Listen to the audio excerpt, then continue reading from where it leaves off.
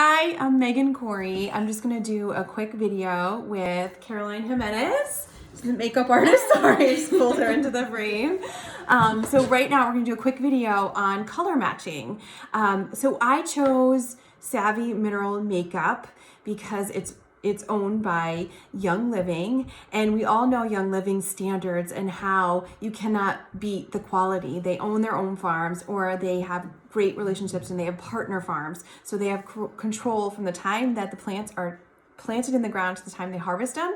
And so I like to refer to Savvy Mineral Makeup as farm to face, because you're really using the earth's goodness on your face, and you can't get any cleaner and simpler and more organic than that. So I'm just gonna leave it to Caroline to match my face with the color match foundation. Here, sorry.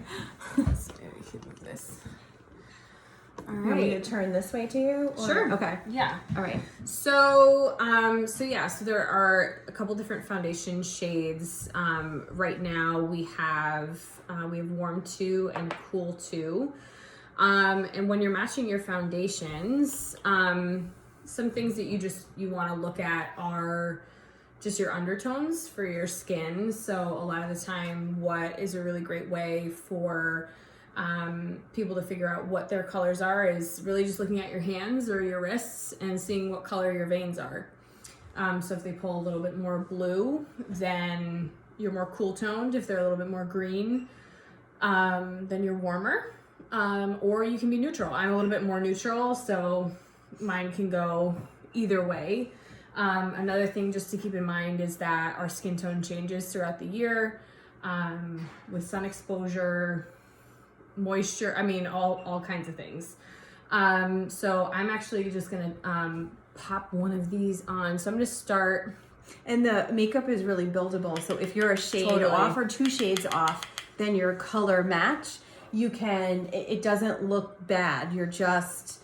It doesn't look bad because you can build it. You can make it lighter or darker. Yeah, it's definitely like a sheer buildable coverage makeup, which is awesome. And it really lets your own beauty shine through, which is like what I love the most about Savvy.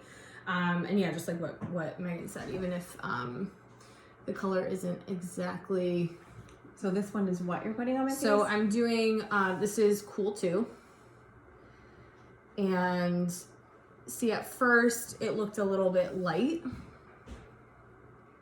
and then as I'm buffing it into her face, it actually disappeared. So that's a great thing. That's a really, really good sign when you can't even tell that you have foundation or anything on your face. Like that, because you want it to blend in. Because you really want it to blend in. You want it to look like your skin. You don't want it to look like a cast. Now I'm gonna ask you a question. So if you have redder, like I have redder tones here on my cheeks, so then do you just apply more foundation to that area? Yeah, you can. Okay. They're also like, for example, I also pull a little bit more red. I tend to have some like rosacea. So sometimes what I'll do if I'm finding that my skin is really red is that I'll go naturally for something that's more yellow tone to combat the redness. Okay. So I'll do like the opposite of, so even though I'm a little bit more cool tone, when I'm pulling more red, I'll go for a yellow just to kind of like neutralize that. Okay. So I'm actually gonna go on a different part of the face. And this is the warm 2. And I'm just applying under her eyes.